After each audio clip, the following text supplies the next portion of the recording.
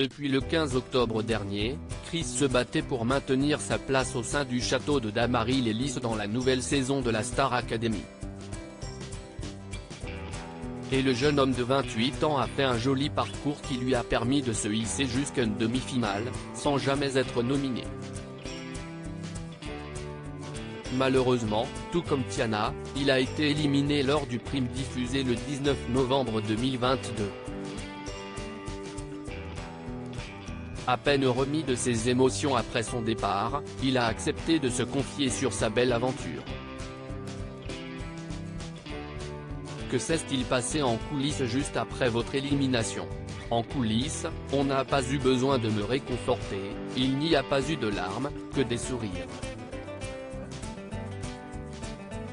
Je pense que c'était le bon timing. Je suis tellement content de cette aventure. Je suis fier de mon parcours, j'ai réussi à ne jamais être nominé, j'ai atteint la demi-finale. Je n'ai aucun regret et je n'étais pas du tout triste, au contraire. Au fond de moi, j'avais déjà hâte d'aller en studio. Si vous aviez pu échanger votre place d'éliminer avec celle d'un candidat sauvé, qui auriez-vous choisi? Honnêtement, personne. Je suis vraiment arrivé au bout de mon aventure personnelle.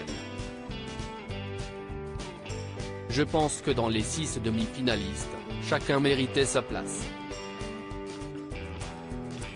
Quel est votre meilleur et votre pire souvenir? Mon meilleur souvenir, ça va paraître bateau mais CIST ce premier prime, lorsqu'on arrive au château. Faire la Star Academy était un rêve que j'avais depuis tout petit, CIST incroyable cette sensation. Et le pire souvenir, CIST tous les départs de mes meilleurs potes, notamment le départ de Stan qui a été très compliqué. Lors de votre évaluation du 15 novembre, vous avez expliqué qu'en grandissant, vous vous êtes rendu compte que la vie n'était pas forcément cool. Pour quelle raison? Cette analyse fait partie de mon histoire. J'ai toujours été un môme qui voulait faire rire, CIST toujours le cas mais j'avais perdu un peu le sourire à cause de désillusions au niveau de la musique, de rencontres humaines pas cool. J'ai commencé à être anxieux vers mes 24 ans, à cause de gens qui n'étaient pas forcément cool, qui me pointaient du doigt et ça a entraîné des dépressions. J'ai fait 3-4 dépressions à cause de la musique, de relations amoureuses, c'était vraiment pas facile du tout. Ça va mieux, l'anxiété est encore là même à famille mais j'ai envie d'aider ces personnes avec ma musique, mon univers, faire en sorte que certains se sentent moins seuls. Ça m'aide à me dire que je vais être utile. Vous formiez un binôme de choc avec Stanley, du jour au lendemain, des tensions sont survenues entre vous. Que s'est-il passé? CIST compliqué, après CIST comme dans toutes les relations. Il y a des hauts et des bas, et puis en cohabitation ce n'est pas simple, on n'y arrivait plus, il n'y avait plus cette alchimie, et on le ressentait tous les deux je pense. Il y avait des choses qui me déplaisaient et Stan le savait. Je n'ai pas forcément envie de déblatérer là-dessus. En tout cas, aujourd'hui ça va mieux et CIST le principal. Je suis très content de retrouver mon petit Stan. Vous ne sembliez pas porter Louis dans votre cœur. Pour quelle raison? Je ne dirais pas que je ne le portais pas dans mon cœur, j'avais peut-être moins d'affinité avec lui. Je pense que dans ce genre d'aventure on ne peut pas forcément s'entendre avec tout le monde. mais je n'avais pas de différend avec lui. Louis, ça reste quelqu'un de drôle et de gentil, donc il n'y a pas de malentendu entre lui et moi. Une séquence au cours de laquelle vous échangez un bisou sur la bouche avec Julien a fait le buzz. Que s'est-il exactement passé ce soir-là? Julien, si est un mec avec qui j'ai grave rigolé, on était sur la même vibe, c'était détente. En fait, on ne sait pas pourquoi, on avait envie de se faire un bisou juste pour le kiff, pour rire. Et franchement, il n'y a rien du tout. Ça m'a fait sourire de voir que ça faisait parler, mais il n'y a rien. Julien est un très bon pote. À leur sortie, beaucoup de candidats ont dit être en couple et que si est pour cette raison qu'il n'y a pas eu d'histoire d'amour. Est-ce votre cas? Je suis fortement célibataire. Mais oui, il y a beaucoup de personnes en couple. Pour ma part, je ne m'étais pas mis de barrière en cas de belle rencontre ou de coup de cœur.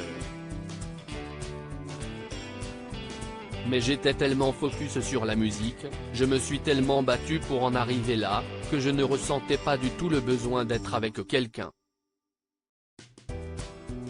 En tout cas, dans notre promotion, c'était vraiment très amical, une grande famille. On n'a pas donné ce que les gens attendaient, rire. Y a-t-il eu des embrouilles? Il y a peut-être des phrases qui ont été dites et qui ont pu toucher certaines personnes, mais il y avait toujours des explications derrière.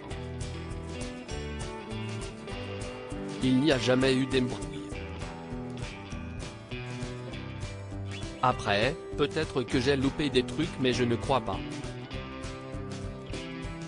Léa fait beaucoup parler d'elle depuis le début de l'aventure pour son tempérament de feu. Certains la désignent même comme une peste. Qu'en pensez-vous? Léa, ce n'est pas une fille méchante, elle est très gentille, elle est super drôle, j'ai tellement rigolé avec elle, si est incroyable. Toutes les images ne sont pas montrées, peut-être que des choses ont été sorties de leur contexte, mais Léa n'est pas une fille méchante, elle a son caractère, il faut l'accepter comme elle est. Avec quel professeur avez-vous eu le plus de mal? Au tout début, très sincèrement, je craignais un peu Yanis, Marshall, le professeur de danse, note de la rédaction.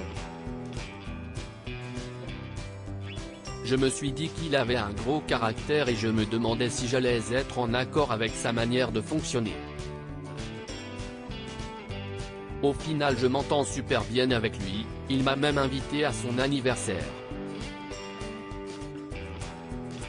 Quel est celui avec qui vous vous êtes le mieux entendu? Si je dois choisir, si est Laure, Ballon, la professeure d'expression scénique, note de la rédaction. Un énorme coup de cœur dès le premier prime. Quand elle me parlait, elle était toujours bienveillante. J'avais l'impression que c'était ma mère dans cette aventure. Elle était là pour moi, elle est adorable et elle m'a beaucoup apporté, notamment sur le fait de profiter de l'instant présent et de lâcher prise. Vous avez souvent été déçu des remarques de Michael Goldman au sujet de vos prestations. Avez-vous l'impression qu'il était plus dur avec vous qu'avec les autres? Oui, je l'ai souvent trouvé très dur, je lui en ai même parlé après le prix, mais en fait il m'a clairement dit qu'il en attendait plus de moi, qu'il adorait mon timbre de voix. Donc je comprends qu'il me pousse plus, surtout dans une aventure comme ça. C'était dur à encaisser mais toujours dit avec bienveillance. Toute reproduction interdite sans la mention de Pure People. Comme